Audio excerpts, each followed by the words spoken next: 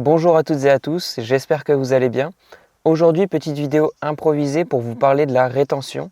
Sur la dernière vidéo que j'ai faite, d'ailleurs, je vous remercie pour l'engouement, pour vraiment les commentaires qu'il y a eu sous cette vidéo. Si vous ne l'avez pas vue, je vous invite à aller la voir.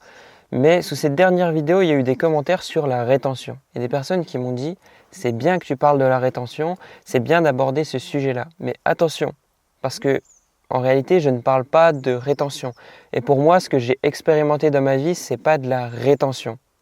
Donc je vais m'expliquer, mais je fais vraiment le discernement entre la rétention et pour moi, une sexualité qui est saine, harmonieuse, où il n'y a pas de rétention, où il y a simplement l'expression de ce que nous sommes et une expression naturelle de cette énergie sexuelle dans nos créations. Donc je vais venir expliquer tout ça parce que tout ça c'est des termes où on peut se dire « ouh, c'est un petit peu farfelu ». Mais en réalité c'est assez simple à comprendre. Pour moi la structure de l'être humain, elle n'est pas façonnée comme une cuve où il va y avoir une rétention, on va garder. Parce que pour moi dès qu'il y a rétention, ça veut dire qu'il y a forcément évacuation. Sinon, à quel point est-ce qu'on peut être en rétention? Est-ce qu'on a un réservoir qui est illimité? Donc c'est ça ce terme que je trouve n'est pas accordé avec la nature humaine, c'est le terme de rétention. On n'est pas en rétention de notre énergie sexuelle, de notre sperme, de nos spermatozoïdes. On n'est pas en rétention de cette énergie-là. Et d'ailleurs, je parle pour les hommes, mais ça marche très bien aussi pour les femmes. On n'est pas en rétention de cette énergie sexuelle, on est en expression. Et c'est ça qui est totalement différent. C'est que pour moi, l'homme n'est pas une cuve qui vient garder, retenir, mais un soleil qui est littéralement en train d'infuser, de fertiliser tous ses projets, tous ses actes et toutes ses idées. Donc je vais venir vraiment de manière pragmatique, c'est-à-dire que le terme rétention, ça induit l'évacuation. Donc ça veut dire que physiquement, mentalement, il y a encore une résistance, c'est-à-dire je retiens. Or, pour moi, dans la nature, tout est harmonieux. Tout est comme un cycle qui s'harmonise naturellement. Donc, quand j'ai de l'énergie qui me vient, elle est naturellement redistribuée dans ce que je fais, dans ce que je réalise, dans ce que je concrétise. C'est-à-dire, le soleil apporte des rayons solaires sur la terre, ce qui permet de faire croître les plantes en surplus de tous les facteurs environnementaux qui permettent de nourrir la plante comme l'eau, la terre, etc. Mais par exemple, vous, de la même manière, eh bien, vous avez cette énergie qui vous est donnée littéralement et c'est un cadeau extraordinaire, c'est cette énergie sexuelle. Donc si je vais la retenir et ne pas lui permettre de fertiliser justement mes projets, mes actes quotidiens, eh bien, je ne lui donne pas une expression à cette énergie-là. Je ne lui permets pas d'arborer sa pleine expression, c'est-à-dire son expression de création. Si je l'exprime par exemple dans un acte, dans un rapport sexuel avec une autre personne, eh bien oui, à ce moment-là, on peut donner naissance à un enfant. Donc là, son expression physique, elle a du sens. Mais si je la retiens ou si je la dilapide, c'est-à-dire je vais aller me masturber ou consommer du contenu inopore régulièrement. Alors à ce moment-là, cette énergie sexuelle qui m'est donnée, qui m'est infusée littéralement à l'intérieur de mon être, je vais la gaspiller parce que je vais l'utiliser uniquement pour du plaisir, pour quelque chose de seul à seul, avec moi-même, donc qui est égoïste, où cette énergie du coup n'est pas utilisée dans un but harmonieux pour aider l'humanité, j'ai envie de dire, pour aider de manière collective. Et ça c'est dangereux, parce qu'à ce moment-là, on encourt des souffrances.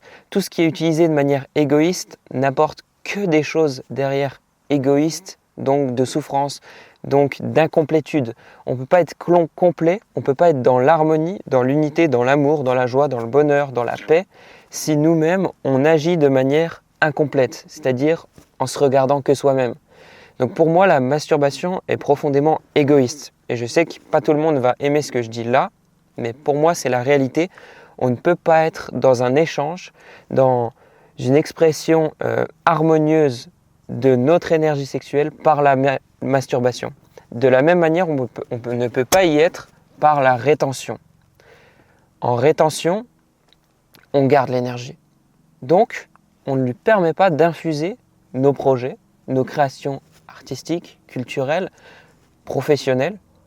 On ne lui permet pas d'infuser les actes que nous portons chaque jour. Et ça, c'est tellement dommage. Parce que on va se mettre une résistance dans l'esprit, dans le mental, dans le physique. Il faut que je retienne ça, il faut que je résiste. Et en plus, on ne va pas récolter les fruits de ce qu'elle est, cette énergie. Ce pourquoi elle est là, c'est-à-dire infusée. L'énergie sexuelle, c'est comme un soleil qui va venir fertiliser. Et ces rayons solaires, ils peuvent infuser littéralement vos créations artistiques, spirituelles, sportives, vos actes de la vie de tous les jours. Je vais juste laisser l'hélicoptère passer et je vous reprends juste après. Donc, quand on est en rétention, on n'est pas dans une expression fluide, harmonieuse de cette énergie qui est naturellement en nous. On va venir la retenir et empêcher cette expression. Et le fait de la retenir, c'est comme si on mettait un barrage devant une source qui s'écoule. Qu'est-ce qui se passe? Eh bien, cette source s'écoule jour après jour. Et l'eau va finir par dépasser le barrage, va finir par éclater le barrage. Donc, dès qu'il y a rétention, il y a évacuation. Donc, il n'y a pas un cycle naturel des choses, une expression harmonieuse qui permet d'infuser nos actes de la vie de tous les jours. On peut même faire la vaisselle et que cette force créatrice, cette énergie sexuelle, soit au service de nos actes et qu'elle infuse nos actes dans la vie de tous les jours. Elle va apporter cette vitalité, elle va apporter cette volonté, cette créativité. Et ça, c'est extrêmement important.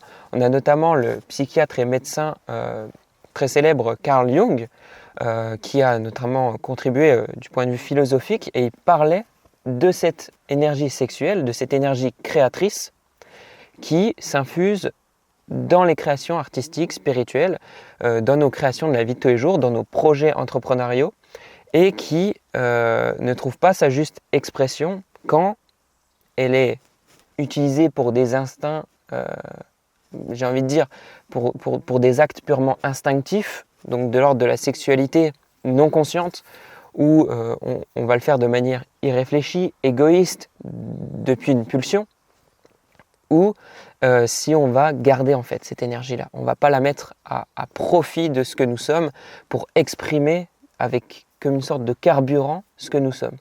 Donc c'est vraiment un moteur, mais en plus de ça, c'est, j'ai envie de dire, comme un écosystème qui nourrit aussi notre créativité, nos idées.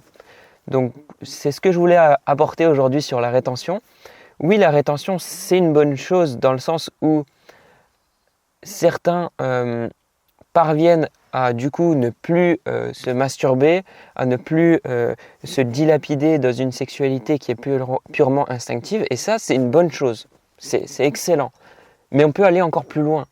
C'est-à-dire, on peut ne plus être dans cette mentalité où je me restreins, je me contiens, je résiste physiquement et mentalement. On peut être vraiment dans une expression de cette énergie créatrice qui est consciente et harmonieuse, qui est dirigée dans nos réalisations artistiques, culturelles, professionnelles, pour se mettre au service de notre famille, pour se mettre au service de notre passion, de notre sport. Et ça, pour moi, c'est une manière plus simple parce qu'on n'a plus besoin de retenir, mais en plus tellement gratifiante, tellement merveilleuse parce que on trouve une libre expression à ce que nous sommes, on trouve une libre expression à ce carburant, à ce moteur qu'est la sexualité, et en plus on permet d'infuser notre créativité et nos idées. Donc ça, je trouve ça extraordinaire, et c'est un moyen du coup de ne plus être dans la résistance, mais dans une libre expression harmonieuse. Voilà, c'est ce que je voulais apporter sur la rétention. J'espère que ça vous parlera, j'espère que vous pourrez déceler des petites pépites pour les apporter dans votre vie de tous les jours. J'espère avoir pu vous aider. Et je vous souhaite beaucoup d'amour, beaucoup de paix dans votre vie. Si jamais vous avez besoin d'aide, n'hésitez pas, dans la description, il y a mon site Souverain. Il y a également la newsletter dans laquelle je partage mes récits de chaque jour. vous partage un petit peu mes idées à l'écrit, plus de manière posée. Et il y a l'Arche aussi. L'Arche, c'est un réseau que j'ai créé dans lequel on se rejoint avec des personnes qui sont dans cet élan d'apprendre, de se comprendre elles-mêmes, d'apporter plus de sagesse dans leur vie. Et je sais que quand on entreprend ce chemin, on peut parfois se sentir seul, incompris.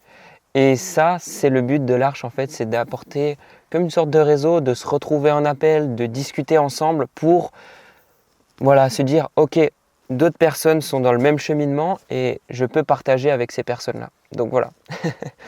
N'hésitez pas à voilà, mettre un commentaire, une question si vous en avez besoin. J'y répondrai avec grand plaisir. En attendant, je vous souhaite beaucoup d'amour, beaucoup de paix et surtout sagesse, volonté, respect, SVR, souverain. À la prochaine. Je vous fais plein de bisous. Ciao, ciao.